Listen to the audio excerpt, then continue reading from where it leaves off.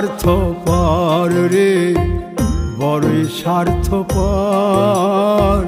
বুকের মাঝে জায়গা দিলে যতন কইরা ভাঙ্গে রে অন্তর।